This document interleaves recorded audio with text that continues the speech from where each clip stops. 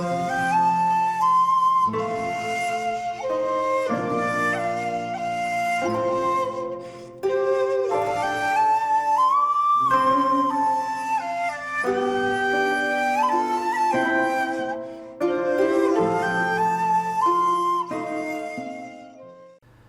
there, this is Solitary Ronin from Solitary Ronin Films, and welcome to part 3 of my favourite 150 films list. Again, this list is not ranked, because I may be stupid, but I'm not an idiot. But first, I just want to mention another YouTube channel that you should go and check out and subscribe, and that's Chris Mohan. That's Mohan. I think he's a relatively new YouTuber, but he's already put up a lot of videos on what he's been watching, reviews, collection overview videos. He pretty much has all of the Indicator releases, which I'm very jealous of, but he has a very good style, and it's always good to hear another perspective. So I would go and urge you to check out Chris Mohan's channel and comment and subscribe. So on to part 3 of my favourite 150 films. First is Midnight Run, directed by Martin Brest, who did Beverly Hills Cop. Starring Robert De Niro and Charles Grodin. This is one of those perfect road movie mismatched people films that has been done at least 138 times. This is De Niro doing comedy, but it's subtle comedy. I mean, a year later he would do We're No Angels with Sean Penn and have a bit more physical and mugging, and then he would obviously do Analyze This and That, and has done lots of fairly mediocre and bad comedies since then. But Midnight Run in 1988, it was almost a kind of different face that we'd seen from De Niro. Charles Grodin, which in certain films can be a little bit grating at times, he's just absolutely perfect. De Niro plays essentially a bounty hunter who brings Charles Grodin back to pick up his bail bond after testifying against a mob boss, and he's got to get him cross country, and the mob boss has sent people out to kill him. Again, it's a fairly simple setup, but the script by George Gallo is just pitch perfect. Granted, probably the first half a dozen times I saw this, it was on the television and it was beeped out and it was changed, and well, it wasn't actually beeped, they changed words. There's a whole thing about having sex with chickens that was just never on television. I think I had actually seen it in a video shop. I mean, it's an 18. It's still an 18 actually in Blu-ray, even though there's no sex in it. There's not a lot of bloody violence in it or anything. It is a bit sweary, but by today's standards, it's not really that sweary. But there is mention of having sex with chickens. Yaphet Kotto plays the FBI agent who gets more and more exasperated. He's absolutely perfect in it. Dennis Farina just oozes menace as the mob boss.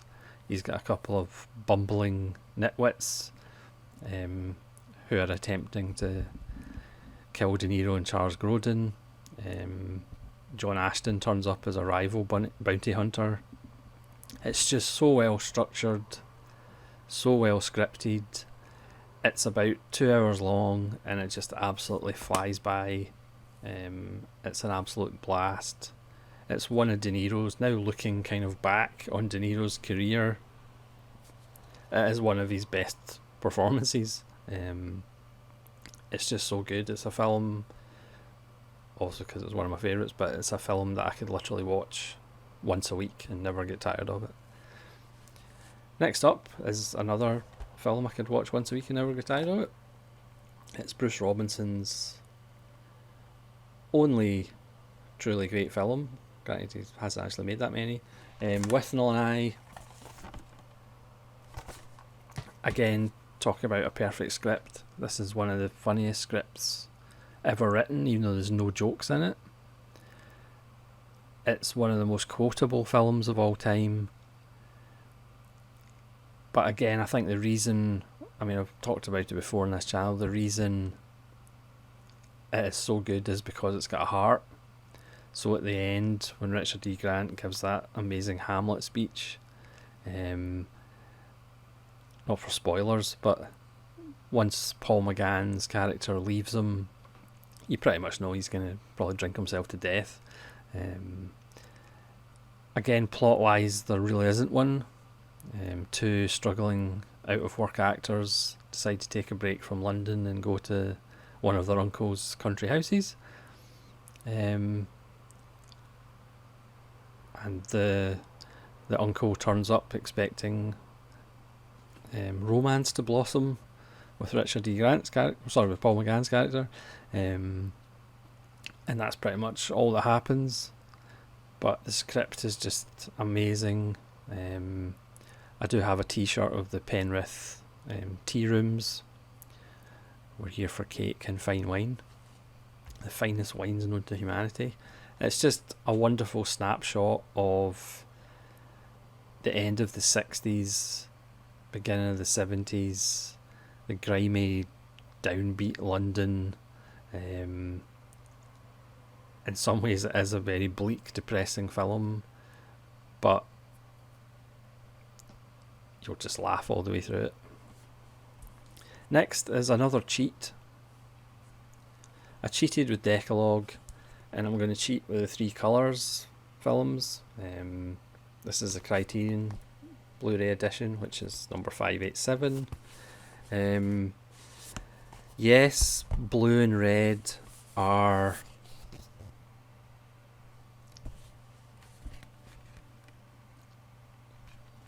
better than white, but I'm going to include them all because I love Shizlovsky and these films mean a lot to me. Obviously, they were the last films he ever did.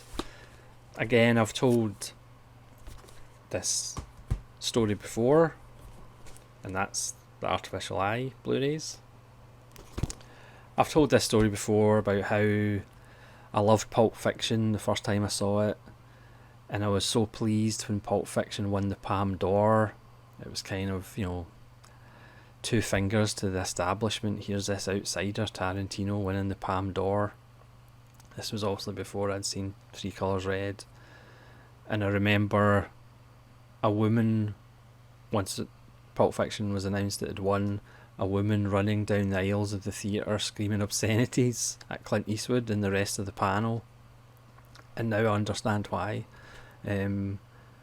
Pulp Fiction's still a good film, but it's nowhere near a minute of Three Colours Red. Bizarrely, I saw Three Colours Red first and then went back to see Blue and White, because yes, they're loosely linked, but you don't have to watch them in order to appreciate them. For years, Red was my favourite, but then probably in the last 10 years, Blue has edged slightly in front. I would probably think everybody's seen them by now, but if you haven't, they're amongst Shizlovsky's best. Granted, I'm biased, so pretty much almost everything he did is amongst his best. Just amazing films, but obviously every time I watch a Shizlovsky film I do get a bit depressed that obviously he should have been around to give us more, because obviously once he had retired and then he came out of retirement to say he was going to do a Heaven, Hell and Purgatory trilogy, and of course he never got to make it. which is tragic, quite frankly. But three colours, red, blue and white. Yes, I'm cheating by including 3 films as one choice, but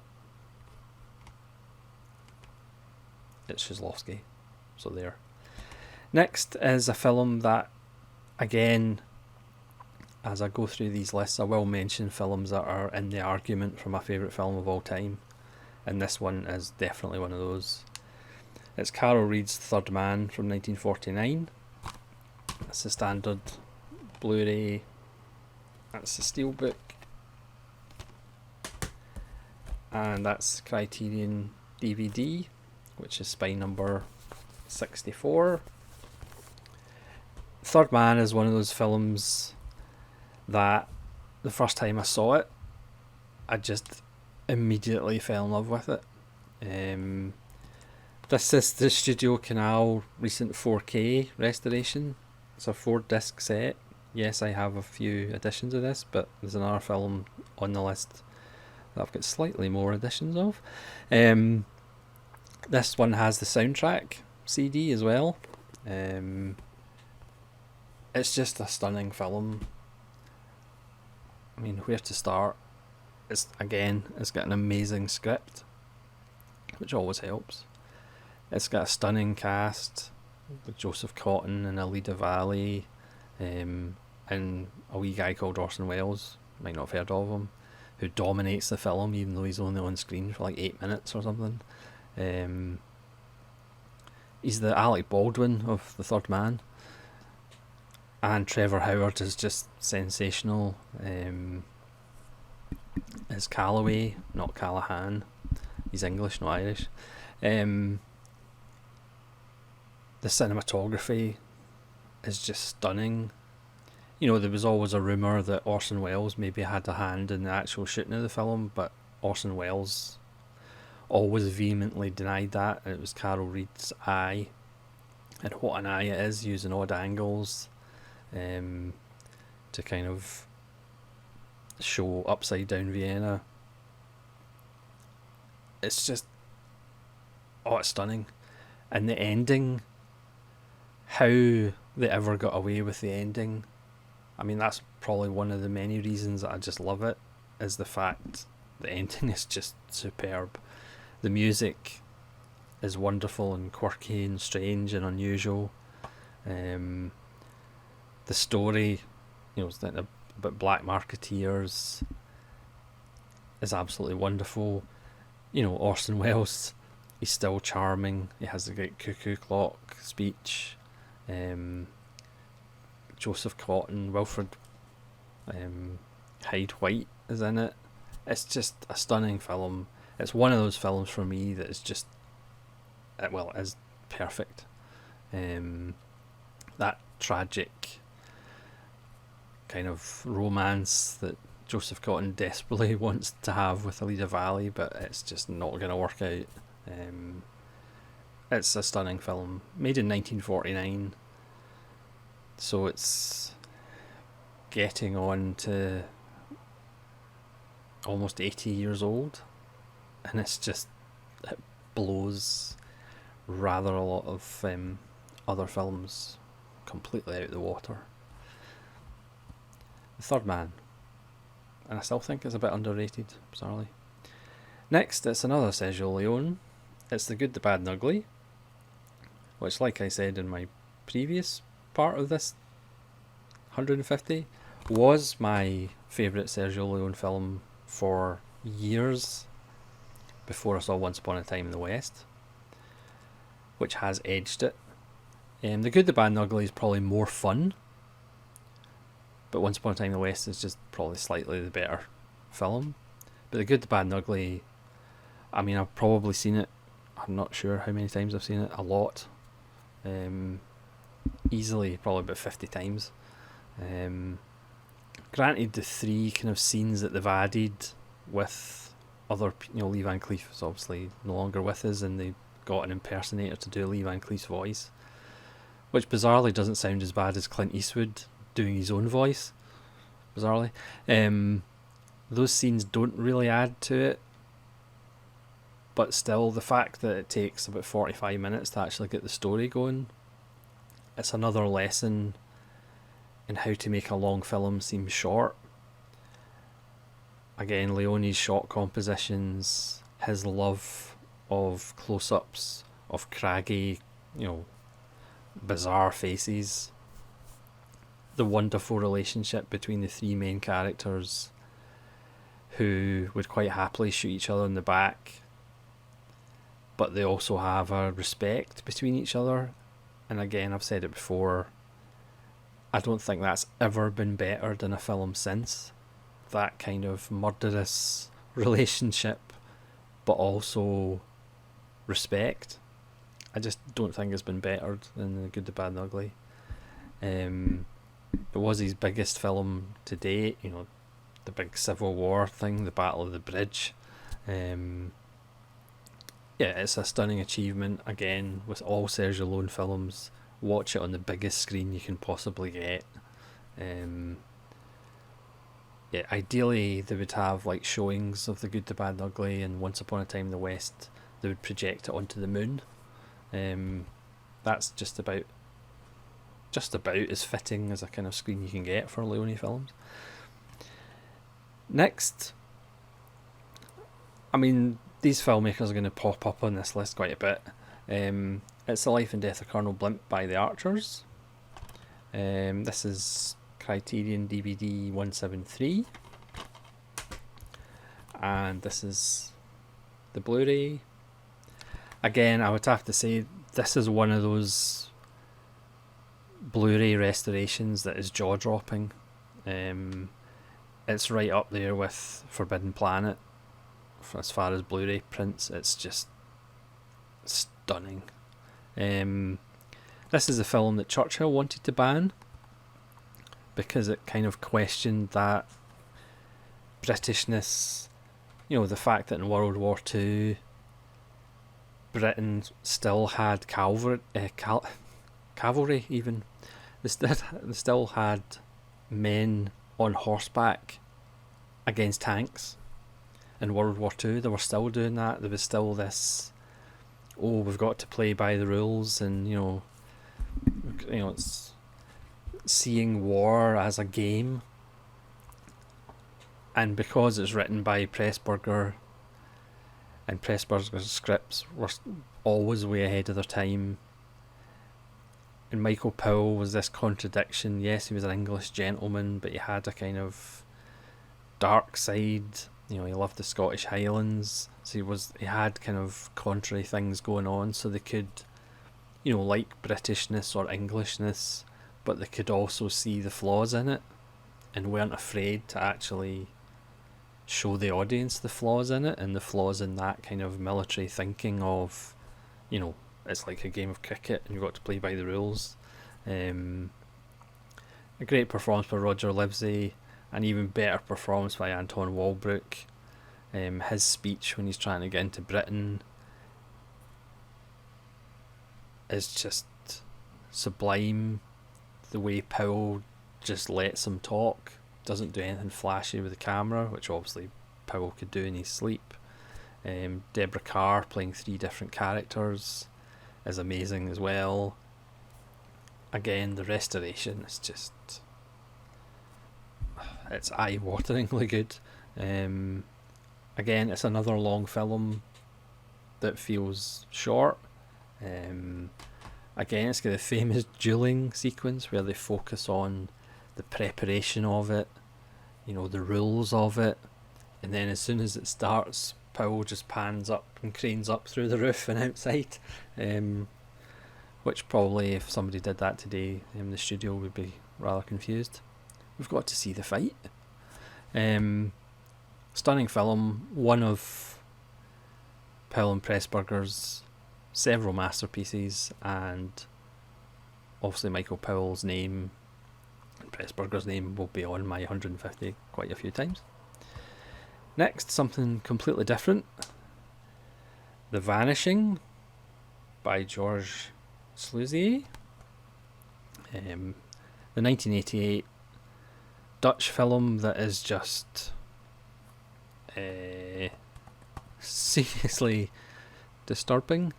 Schluse did his own remake in 1993 with Jeff Bridges, Kiefer Sutherland, Sandra Bullock and Nancy Travis, which I have never seen and I have no interest in seeing because he changes the ending.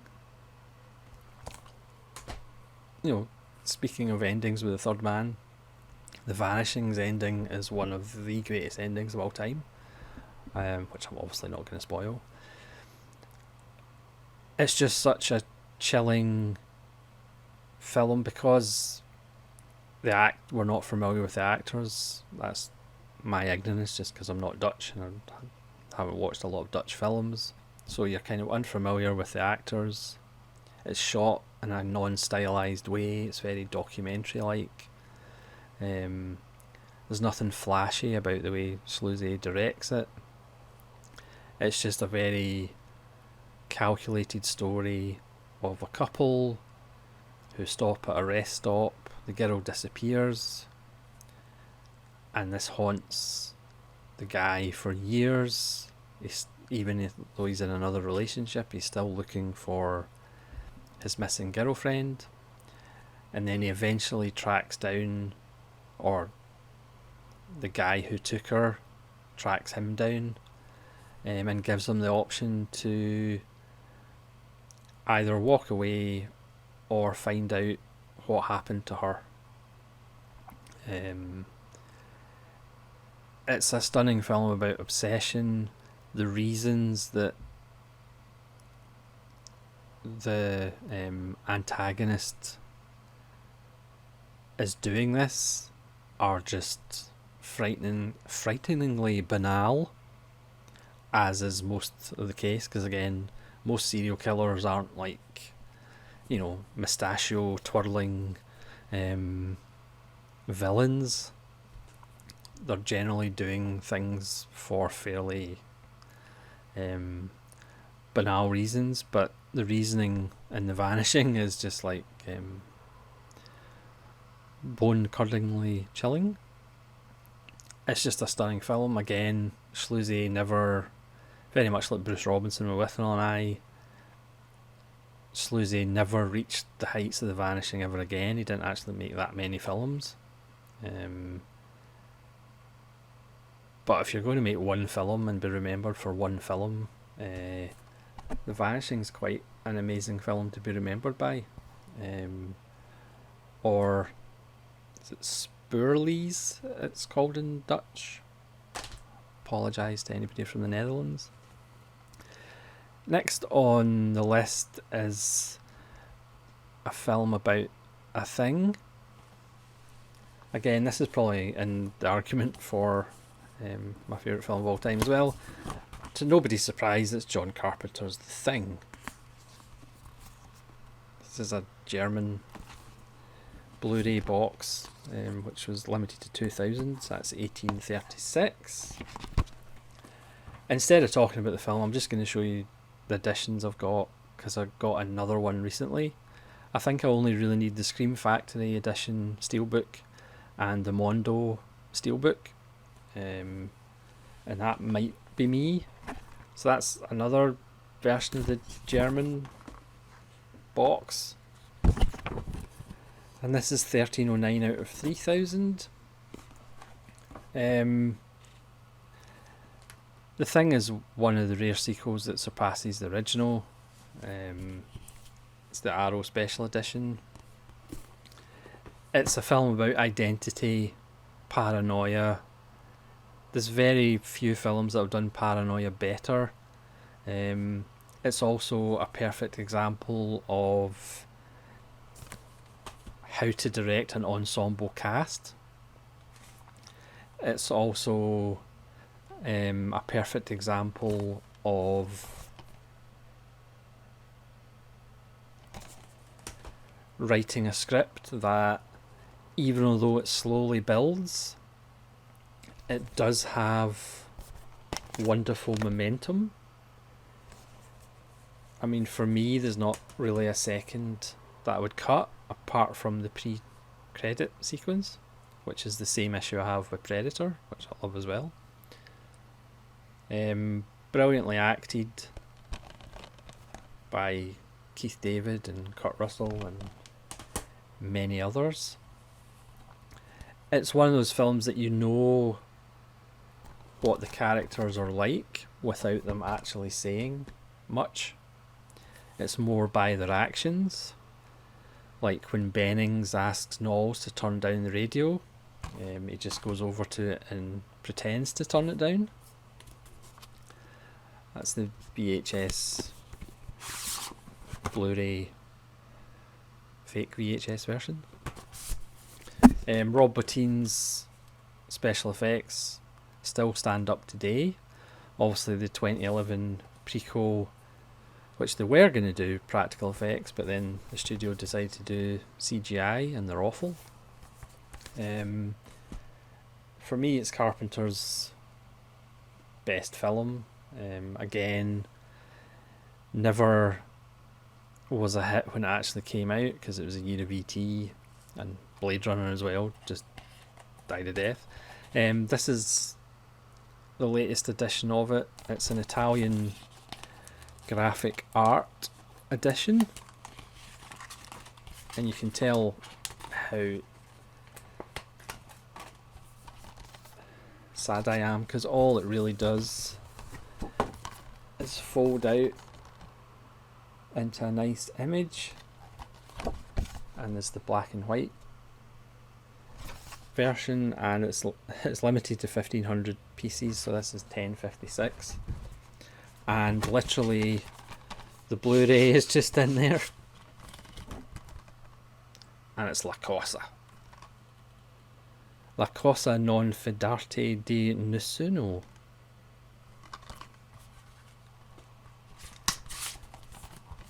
So that's the latest addition to my Thing obsession, because I do have a thing about the Thing. Again, apart from the pre-title sequence, it is a film that's literally perfect. Anyway, back to normality with films that I don't have 12 different editions of. For me, this is Terrence Malick's greatest film, The Thin Red Line. This is a Criterion DVD, number 536, and this is a steelbook, and this is a standard Blu-ray. Yeah, this film is amazing. Made in the same year as Saving Private Ryan, and obviously lots and lots and lots, and a few more lots of people always talk about Saving Private Ryan as being one of the greatest war films of all time, which it's not. And The Thin Red Line seems to just have been forgotten about. Obviously not film fans, I don't think, really forget about The Thin Red Line. Obviously depending on what kind of film fan you are. It's an all-star cast, but it's not really a showy all-star cast. The camera just kind of drifts in between them. It's more a film about our relationship as a species and our desire to destroy, and the effect it has on nature and the planet. I mean, obviously it's been pretty amazing seeing during this virus period and people being locked in and industry being shut down to an extent, how certain parts of the world nature has actually taken over or come back a little bit, even in a few months. So could you imagine if, human beings were finally wiped from the face of the planet, which would probably be a good thing, how quickly nature would actually come back and actually reclaim the planet that pretty much belongs to them anyway. So it's another long film, but if you get into the pacing of it, it's just it's almost kind of otherworldly. It's a little bit like a Gira Wrath of God in the sense it's a little bit trance-like at times. You really don't want it to end. Yes, the Ben Chaplin's character and his relationship with his wife we've seen like 28 times in war films, but the rest of the kind of film and the characters, yes, there's elements of things that we've seen before, but it's just done so beautifully, but still showing the horrors of it. It certainly doesn't fetishize it the way other war films do. It's just beautiful. Yeah, and for me it's Malick's masterpiece. Again, I haven't seen every Malick film, but for me this is his masterpiece. Next, something different again. Paul Schrader's Blue Collar. Paul Schrader's first film that he directed. Yeah, this was, I think, either the first or second Indicator that I bought. It's just stunning. Again, it's a classic film about working for a living. Anybody who does can relate with Blue Collar. It's about how capitalism and companies tear people apart rather than trying to get them to work together. Great performances by Richard Pryor, Harvey Keitel and Yaphet Kotto, even though they didn't always get on. That famous kind of scene where the camera just sits with the three of them, that was kind of the last scene of the film, and the only reason they did that was because if they didn't do it that way, Richard Pryor would have walked off, because that was his last day and he literally just walked off as soon as they'd finished. It's a stunning film. Again, plot doesn't really matter. Just three workers in a car factory decide to see how badly they've been treated, so they decide to just rip off the union safe. I won't say anything else. It's just a stunning, blistering debut, made in 1978. Sadly, still relevant, especially nowadays, as far as it's much easier to tear people apart rather than trying to understand each other or try and join together. It's a phenomenal film if you haven't seen it. An Indicator, not to publicise Indicator anymore, but I will anyway. It's got a commentary with Schrader. There's a 106-minute Schrader masterclass with BFI from 1982. There's an interview with Paul Schrader, a Tony Raines introduction. Keith Gordon and Blue Collar, Josh Olson doing a trailer commentary, and obviously in the limited edition there's a booklet. Stunning film.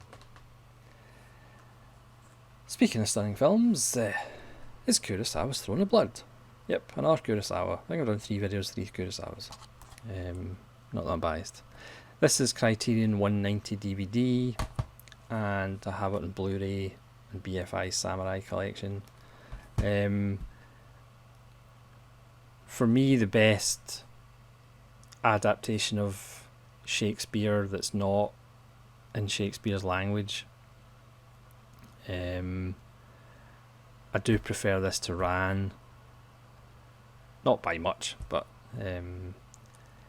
it's just so dark. Just the disease of ambition. Again, with Kurosawa, shot composition is, again, pause it, print off the frame, stick it in an art gallery. Mifune's performance, it's perhaps sometimes he goes over the edge. It's not his most contained performance. The finale is stunning. We've all seen it, we all know the story. It's another tour de force from Kurosawa as far as I'm concerned. It's stunning. It's creepy. It's awesome. That's not very amazing kind of a review of it, but if you haven't seen it, go watch it now. Next, I think is a film that's underrated because of the filmmaker's other films, and I think it kind of gets forgotten about. It's Ivan's Childhood by Tarkovsky. Again, I do get the feeling that because this is his shortest film, because it's his most accessible film, I would say, and it's his most narrative-driven film, kind of plot-driven film, somehow cineasts kind of dismiss it a little bit, but it's stunning. The imagery in the film is unforgettable. The final sequences are heartbreaking. It's about Ivan being used as an army scout during the Second World War. It's just, yeah, I mean, it's poetry, it's visual poetry. Yes, there is a narrative, but the images give you emotional responses. It's just stunning. But you can't talk about it, using big words like you can with these other films. And again, I think that's one of the reasons why it's underrated, because it's straightforward. But there's no shame in being straightforward when it's literally perfect. Next is a modern film. I know it's a bit of a shock, but it is a modern film. I did have The Act of Killing, which was made in the 21st century, and this is another 21st century film.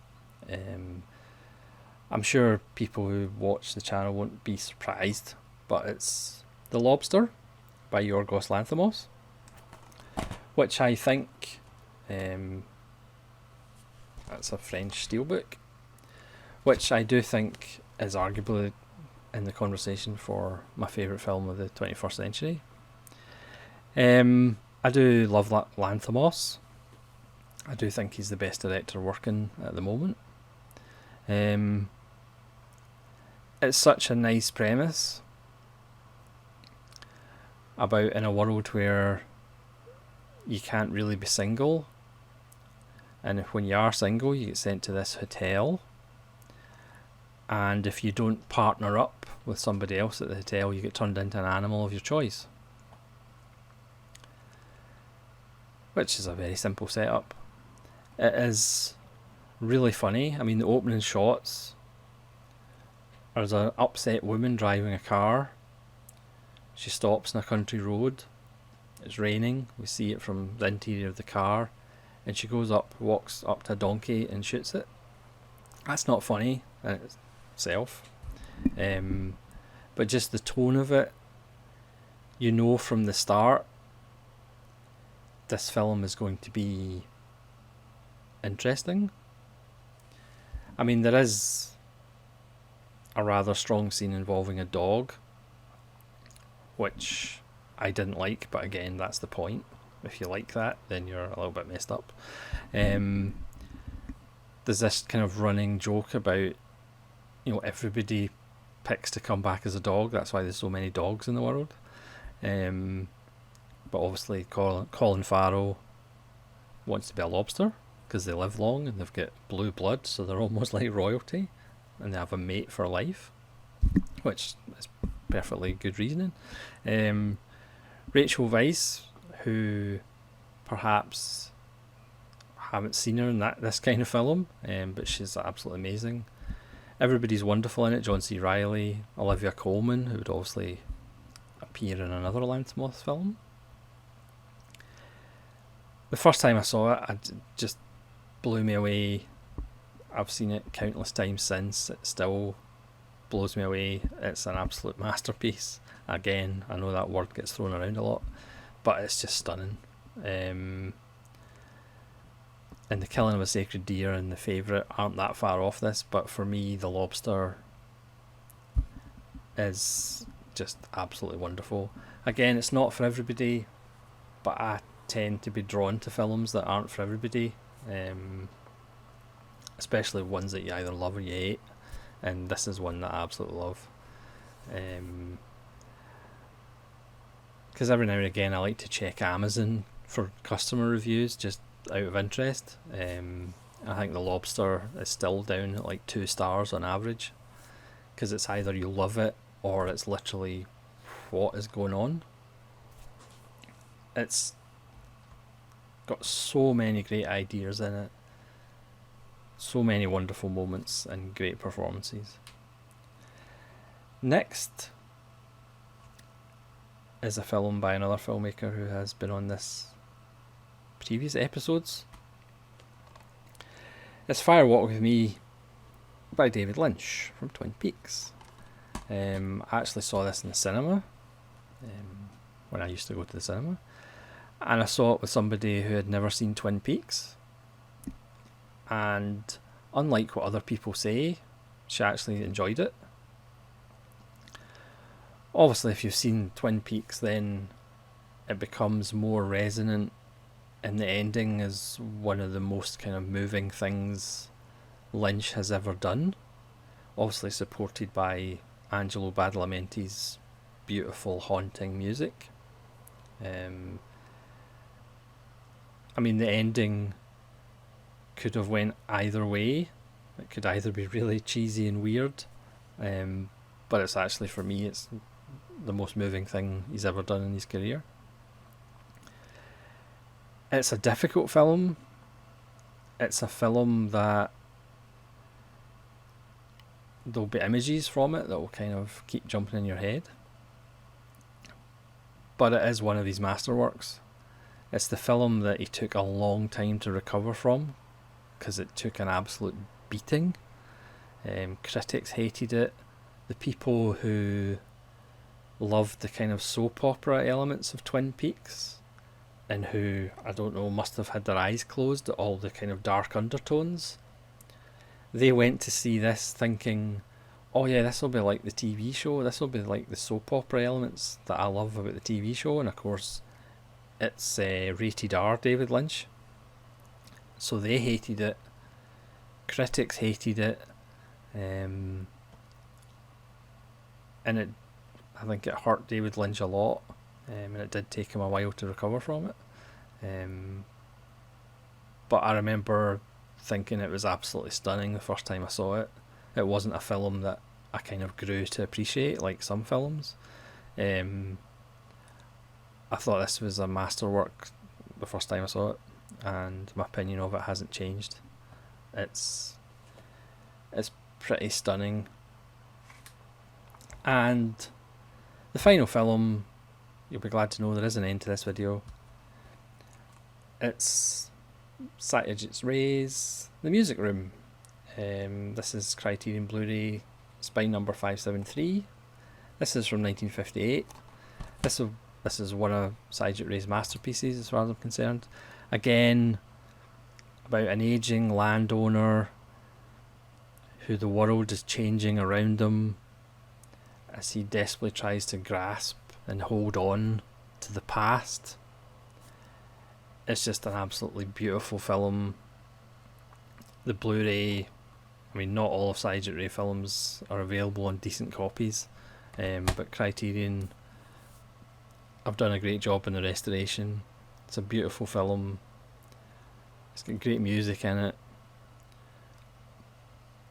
It does have that kind of feeling of just somebody desperately trying to grasp his past as the modern world encroaches. Again, with Ray, there's not a lot of plot going on. It's all about character and atmosphere and feel, and it's a beautiful, beautiful film. And it's probably, if you're not familiar with Ray's work, it's probably one of the ones to start with. Yeah. So thanks very much for watching part 3. I apologise that it's run on a bit of me waffling, mostly. But again, if you haven't checked out Chris Mohan's channel, go check it out and subscribe. And hopefully you'll join me for episode 4 of my favourite 150 films, not ranked. Because again, I may be stupid, but I'm not an idiot. So please leave comments below what you think of these 15 films, or leave me 15 of your favourite films. And hopefully we'll see you again. This is Solitary Ronin from Solitary Ronin Films, saying goodbye.